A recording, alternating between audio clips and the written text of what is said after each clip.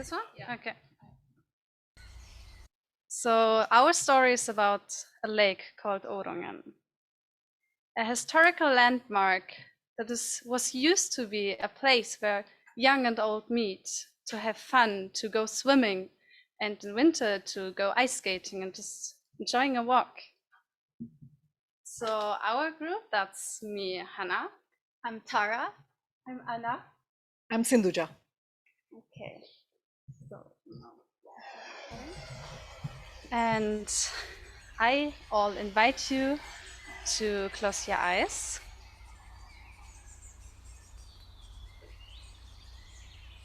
and to think about that Lake Årungen. How does it look like for you? Can you hear the birds singing? Maybe feeling some wind.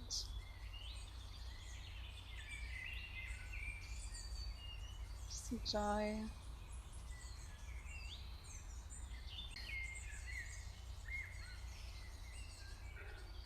And you can come back again and open your eyes. And be ready to dive deeper into what we're doing. So looking into the history of Årungen, what we found was really fascinating is that the past actually sort of echoes what we envision as the future potential of Årungen, making it swimmable and ecological sound and also drinkable. So for instance, Årungen actually used to be a social hub where local residents and tourists hang out on the water and also did fun activities. They were swimming and also a place to just find peace and quiet. One of them was, for instance, the Norwegian famous author Knut Hamsun, who stayed at Berg Sanatorium in the 1900s. And he was getting inspired from the surrounding and the pristine landscape that was in Årungen, and as well as Ås and Frogn, where actually he also stated that this is the place where it got something done. And one of his most famous novels, Victoria, was actually inspired and written in Årungen as well. Another interesting fact is that Årungen also used to have this big ice industry where they were cutting up huge blocks of ice and they used it for farmers and local residents to cool their food and also their milk. And it was also sent to Oslo as well as Østensjøvannet. And looking at it today, it's sort of controversial topic of how swimmable it actually is given the pollution. But back in the day, it actually used to be a lot of swimming activities all the way from the 1920s and also in the 60s and 70s. People were having swimming courses there. But then it gradually became more polluted. And you can also see that in the 2000s or 2006 at its most polluted state, it was also referred to as the spinach soup. So we were just wondering, like, why is it so yucky in there, and how, or if we can improve it in some way? Yeah, exactly. Like, why is it so yucky and not attractive to swim in? Why do we have to go to Drøbak to take a dip, but not can go like on the backside of our houses and just enjoy the local surrounding? So to get like a diverse, holistic perspective on that, we were reaching out to different stakeholders, talking with residents of Ås, with people from NMBU, learning more about the ecology behind it. Also talking to the agriculture department, what is like their opinion on it. And we also received over 200 answers to a public survey that we posted on our Facebook page. And therefore we found out that 60% of the respondents have said they're only visiting Årungen once every few months and 20% only once per month. So we were wondering, can we make it more of a social hub again, what it was used to be? It doesn't seem to us that people are really going there, including myself. And also what we found out, what we were excited about, that people said, if the water would be cleaner, 90% were like eager to go swimming there and spend more time and visit it more often.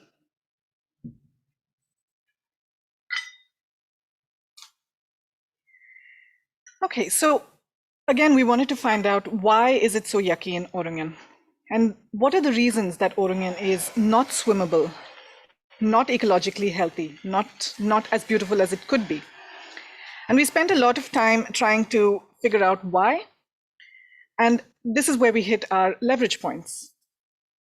And we used this iceberg model, which Abel had spoken about in the introduction session, to sort of figure out where our leverage points would be. And what we found was that we disentangled a web of complexity, as you can see here. Sorry to interrupt. I forgot the part that I wanted to mention. So can I just go for it? Go for it. Go for it. Because actually, one crucial point was also getting to more knowledge about Pura, which is the water management authority for the Årungen watershed, as it's really like not only the water body of Årungen, but the reason why it's so polluted is actually because the main 9 supply streams are like facing the same problems. All are affected by erosion, runoff from agriculture, runoff from sewage, scattered buildings, dense surfaces.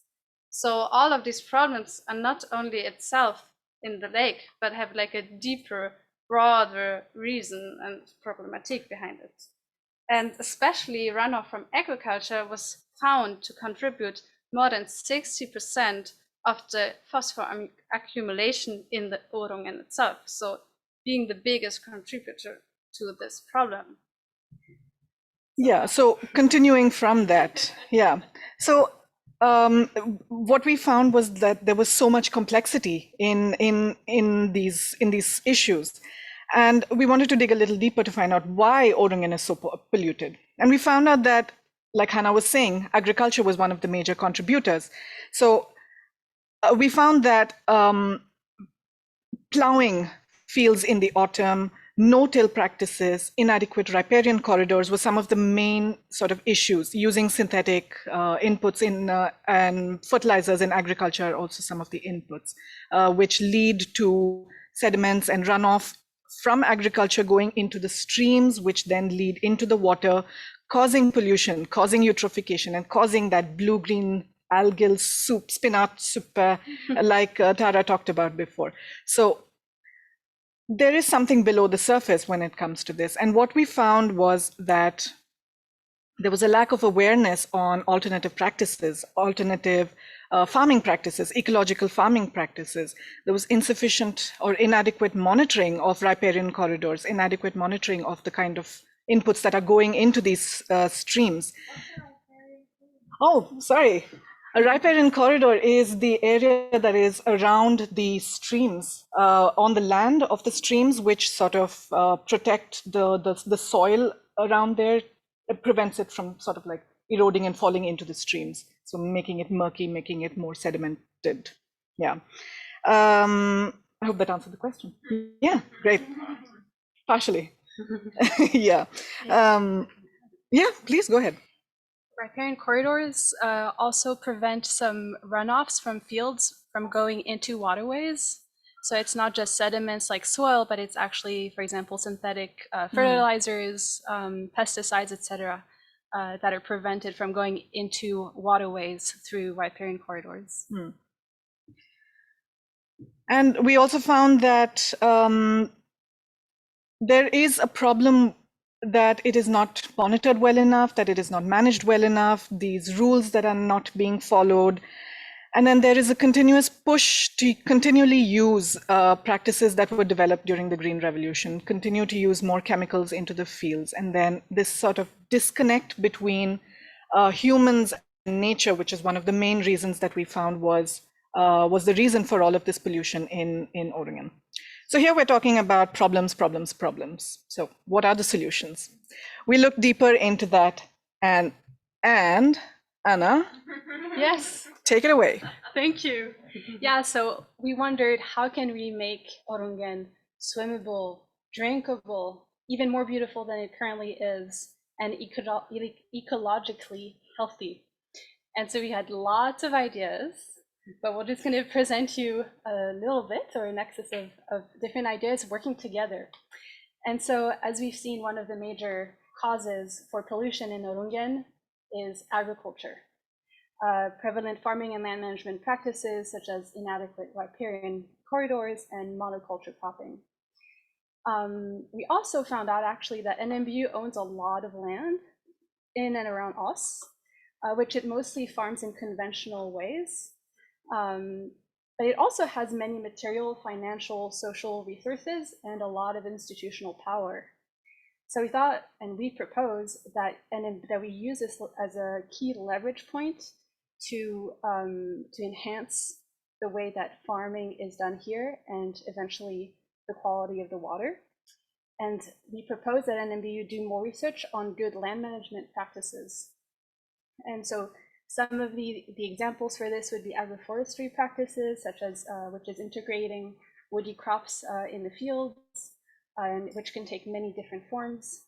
Also experimenting with no-till, and simply looking at what are the best practices for both implementing and managing the riparian corridors. Oh yes, do you want to say something? No-till, thank you. Yeah, no-till is basically, it's a practice that was used for many hundreds and hundreds of years, and is still used in many countries, but mostly prevalently in the West has been kind of put to the side after the Second World War. That's a long answer. The short answer, it basically means that you're not tilling the soil, but you're leaving it in place, which is really beneficial for soil life and water management.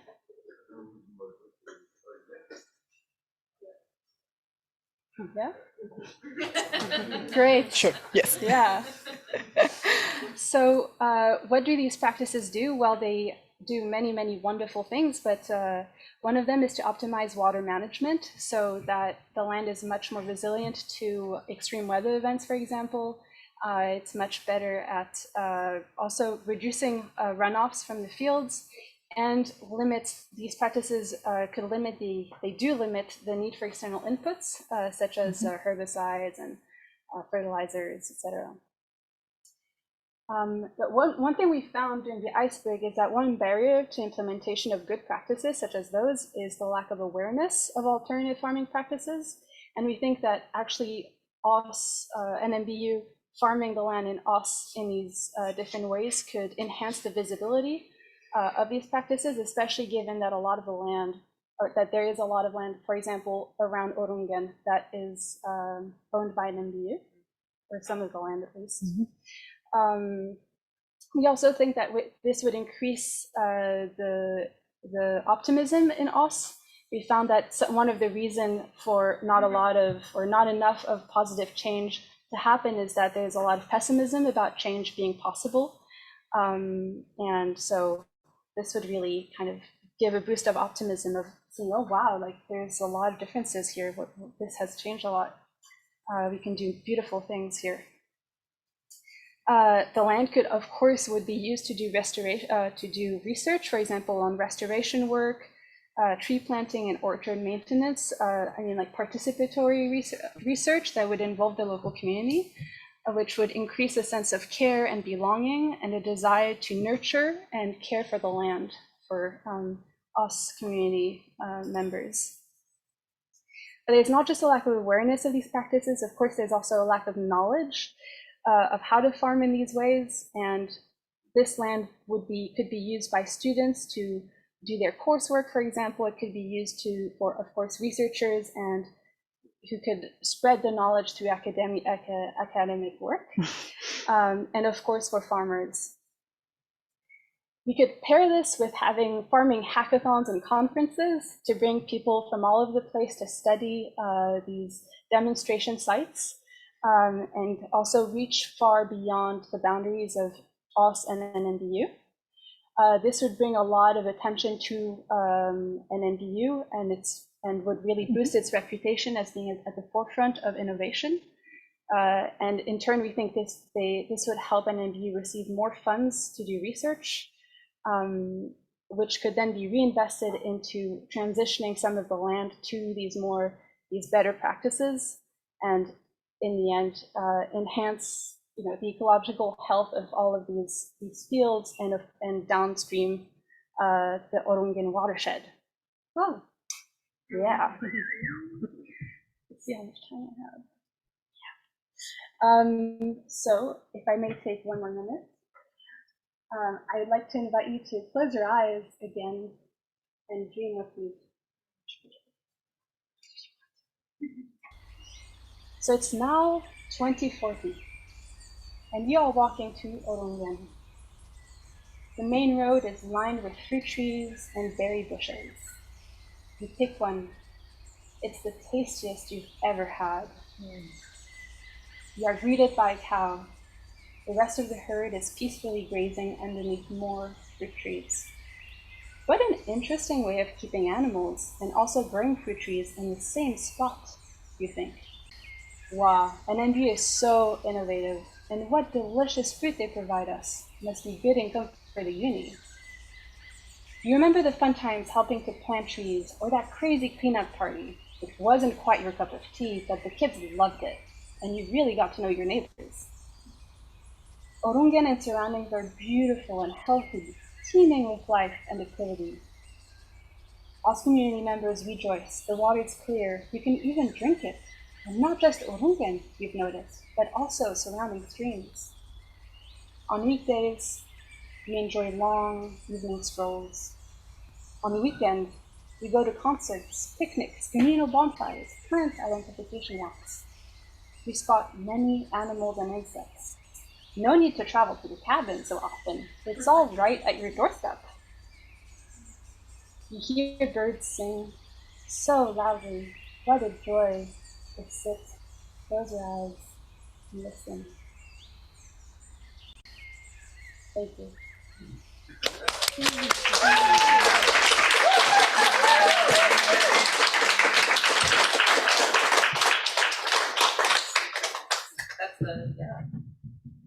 Super nice. Okay, it's Q&A, but we're gonna try this differently, where you really go for it out there and you just ask a question. Okay, mostly just really ask some questions, and they don't need to be like big academic style questions. You just, what are you curious about after hearing this presentation on the health of Rungen? Okay, so take a moment and then really go, go nuts. Okay, yeah. We want to hear from you. It's a discussion. Okay, yeah.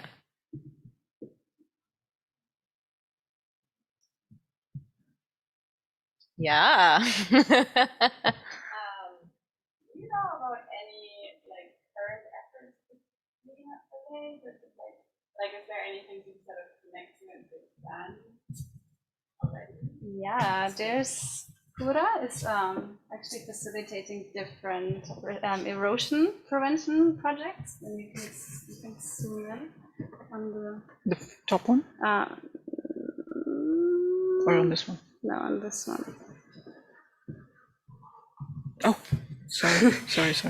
Yeah, because one of the water streams was actually the water quality was classified as very poor, which is the lowest possible classification. And it's the back one? Is it the one down? No, it's down. Okay, and then to the left. Yeah, this one. Yeah, this one is actually the most polluted water stream, and they're already doing sewage upgrades in the pipes, and also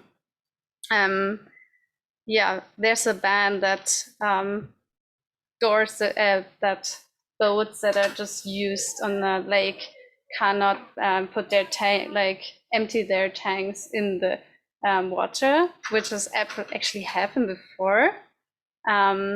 So there is quite something going on regarding plans that are about to start in 2021. So it's actually going on right now.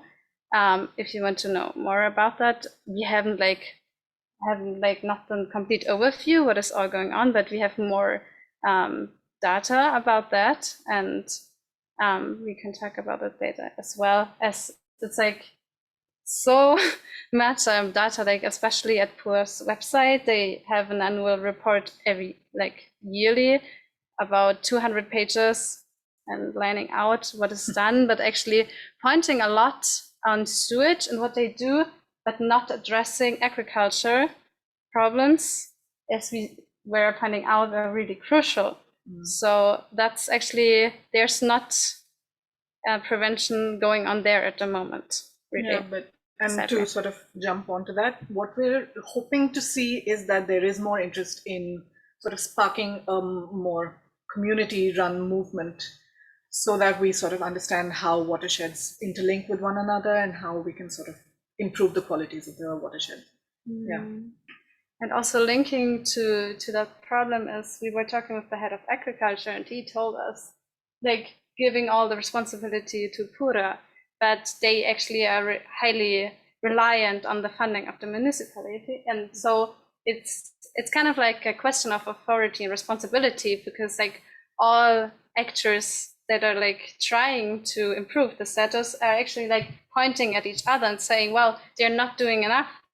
We're doing what we can, but actually it's their responsibility. So it's also about what we were talking, like the deputy mayor was talking about before, going together, collaborate, talk, and not just saying you're doing not good, we're doing good, and you know, it's just the others that are doing wrong. So what we see, that there's not enough common sense, that people are just eager to come together, and like it seems to us, what we find out in the when we facilitated all these interviews, that people are kind of like think that Årungen is lost. It seems that they're not really like seeing that change is possible.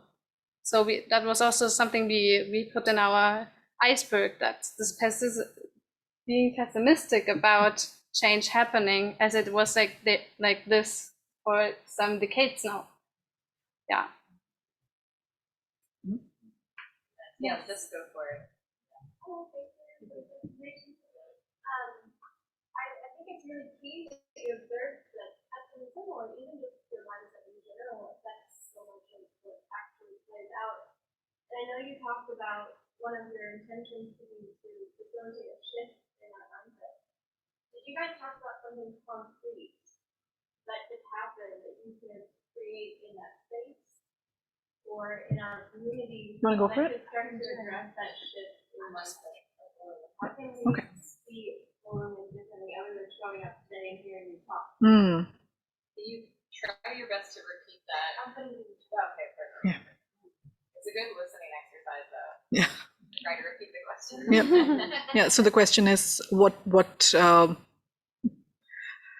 I was right there, and yeah, got it. Yeah. You wanna? Well, one thing concrete that is part of the future vision 1 here, and then I'll also go for, because we have a second vision, at least the second one we can show you today. But one thing was to create really a space where the community can gather and see good farming practices in action. And this can be, for example, like having a forest garden, or, you know, like it's like a farm that is a model of something that's just completely different than what people can imagine, of how you could grow food, and also of how land can be interacted with, that it's not just separate from the consumer, but also that people can gather around this space together and have a role in the production of the food. Yeah, but something else that could happen also near the lake. Yeah. So we have a second vision, and that is about like making, or mostly we're targeting the younger generation in Ås, to create sort of a summer camp and also a winter camp where children will go, and in collaboration, like hopefully with the rowing society, that children can learn how to row and kayak and paddle and sort of just create this community together, where there are lots of activities as well as educational, looking into the biodiversity and sort of discussing how that can be enhanced, and starting from an early age as well. Because also during the survey, we found that like comments, people were very sad that it wasn't, or mostly people didn't swim in it anymore due to the pollution. But we sort of figured that if people can, or the younger generation can do other activities at the water as well, it would be a nice way to sort of gather the community, because now a lot of people are sort of detached from nature. So we want to sort of bring them together. Yeah, so we were actually really addressing the same problems that the group before mentioned, like going to Oslo to have fun instead of like going to Orungen and see, okay, I can't swim, but there are like plenty of other cool activities that you can still do. So that was something we dreamed about. And and sort of building more connections with the water, with Orungen as a lake, to build awareness of its status, and then to but in parallel work with improving the water quality as well. So we have time for one more question, and then any other questions you have. We have the post-it notes, and you can actually put your questions right on. Where's Rungen's at the end here? So at the break after this question, I want you all to think of one question and post it there. There's a pen, Sharpie, and post it. Okay. Cool. So I understood the fact that let's bring this information, but that is the environmental impact. And it's great all the people there. I mean, upstream the water, all the life effect of pollution, water, hassle, if everyone goes there, you have Okay, the question was basically about we want to bring more people to the lake, but that also creates new problems, like humans, or we tend to make trash when we go somewhere and then just leave it behind. And so the question is, did we talk about that, and like how are our solutions for that? Who wants to go? Well, it seems like with the second idea, with the second intervention idea, it's not just about people coming together and having fun. It's also within a specific context of education, of understanding and relating to the land in a different way, understanding it better, and thinking about our responsibility towards it. So that's creating a really good context for actually not only in the present interacting with the land better, but also for the future, like changing mindsets and the way that people relate. I also personally, I think that it's really like a very big problem is this disconnect that we found actually at the very bottom of our iceberg, is that there's this disconnect between like humans as like being different and separate from nature. And I personally think that it's really dangerous to think that nature, for it to be healthy, needs to be pristine and left aside, that actually people need to integrate spaces of wilderness and actually learn how to appreciate it, and not learn, but just be in a position to be able to appreciate it and create care and understanding, and form a really deep like relationship, put connection to it. So I think it's a lot about not just bringing people together in the place, but it's also, okay, in what context and how is that context kind of created by those who are facilitating these kinds of events.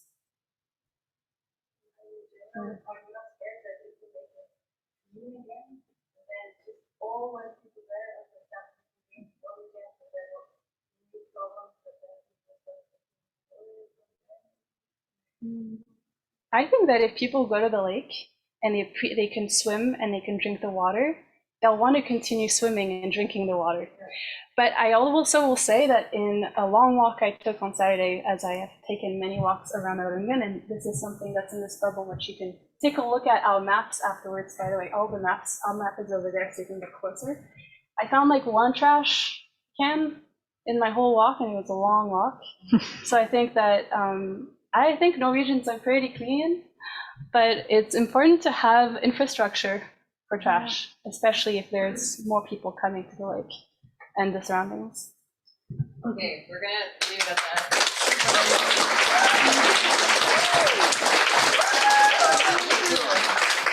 Again, yeah, great questions, and I feel like a good question leads to more questions, which is excellent.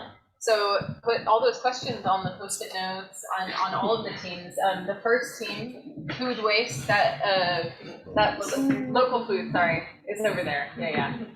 Food waste is coming up. After the break, we're going to hear about circular food system in Ås, okay? There's also, again, butcher paper with colored pencils for more questions.